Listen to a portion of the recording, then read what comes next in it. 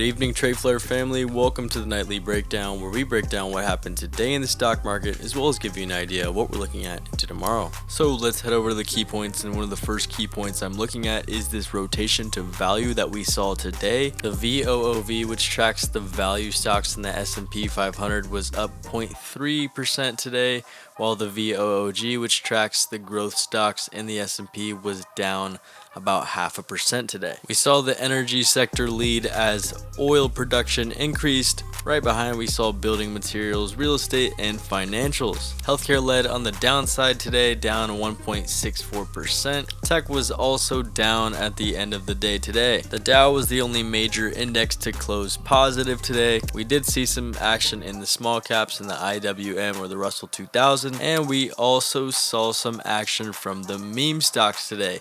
AMC actually closed up today 22.66%, and it looks to be shooting up after hours. We also saw GME and BlackBerry make some big moves. I think tomorrow morning we could see some more buying. So let's head over and look at the SPY, and I'm looking at the daily time frame here, and I'm looking at the fact that we looked above this range or this resistance.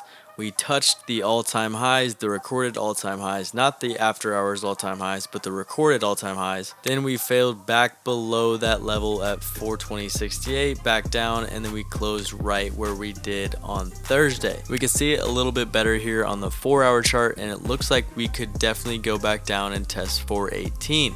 If we do see 418.15, 418, that area, look for reversal patterns like a reverse head and shoulders, possibly a double bottom, a triple bottom. These are the type of trades we want to take if we see any sort of chop here around all-time highs. If we do fail back and go break 418, then I'm expecting to see a little bit more support at 416.50.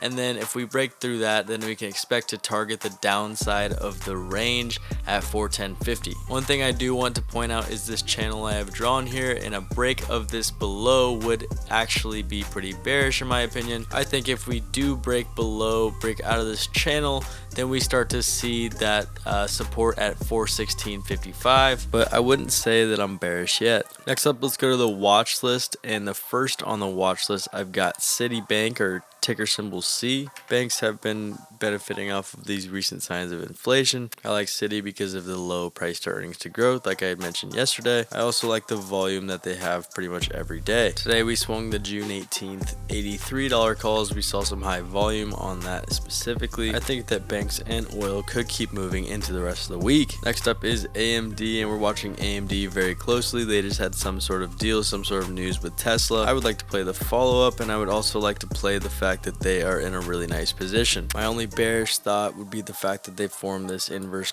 hammer candle on the day, but I still don't think that this volume is going to leave. Next up is XOM, and today we printed a breakout candle on the daily, and it looks like we're gonna keep going. The volume is definitely there, and it looks like the buyers are in control. I'll actually look to play around with these weekly contracts and make a day trade in the next few days. The out the monies are really cheap, and they could jump a lot. I'm looking to trade off of the overnight low, yesterday's low, overnight high, and yesterday's high. I expect oil to gap up again. Next up is Beyond, and I'm looking at this for a play off of the meat shortage news, and I also like the fact that they got beaten down today and they started to hold up these lower levels. The past few weeks have a lot of relative volume traded, and it's holding this gap from last week. Next up is Airbnb, and looking at the daily, it looks like we printed a hammer candle and a lot of volume. Buyers are stepping up to the plate, so we grabbed calls today. If we break above $145, $146, I think we start to see 160, 170 start to pop up. The data today came out, and it looks like a lot of people went out and spent a lot of money this weekend for Memorial Day. People are traveling again, and I think that Airbnb is a great reopening trade, so watching this very closely. Next up, I'm watching Lemonade, and it looks like there's a hammer doji printed here. There's a lot of strength, a lot of long-term investors stepping up here at these levels. We're holding above the 50 and 20-day SMA. Looking at the intraday, it looks like sellers tried to take this thing lower, but buyers did not budge. stretch, and this is really bullish in my opinion, especially above that 50 and 20 on the daily. If we can break above Friday's high at 92.52, then we can probably test $100. If we break above 100, then we can really call this thing breaking out. Next up is Discover Financial. It looks like we gapped up today and had a lot of strength holding us up here at all-time highs, and we're starting to print a bull flag here. The strength in Dow and the strength in the financial sector today, I think this thing can continue to break out. Looking for a break and a hold and a retest of the 121.43 level. Next up is Planet 13 PLNHF. This is an over-the-counter stock that we talked about in the weekly watch list. An overall boring day for this stock until the end of the day, where we saw a lot of volume come in and a 3% jump. I really do think this thing can start to run, especially if these meme stocks and weed stocks start to get some more energy. I'm actually looking to accumulate shares of this one for the long run. Next up is Palantir, and I like the fact that we're seeing price acceptance above this 50-day SMA,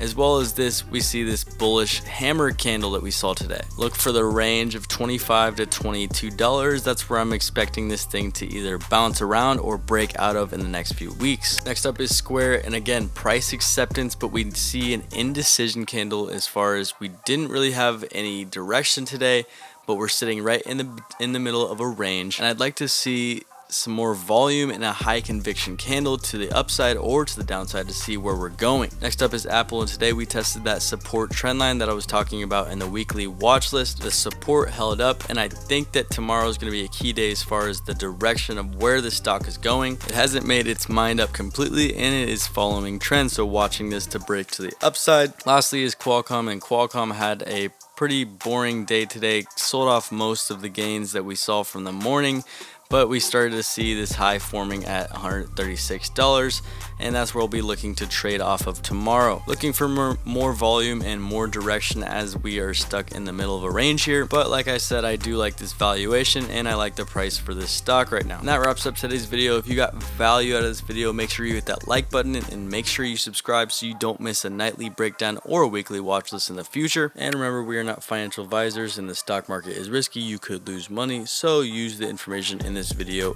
at your sole discretion. Also, don't forget that time is your most valuable asset, so quit wasting it. Get up, get out, and go get it, my friends.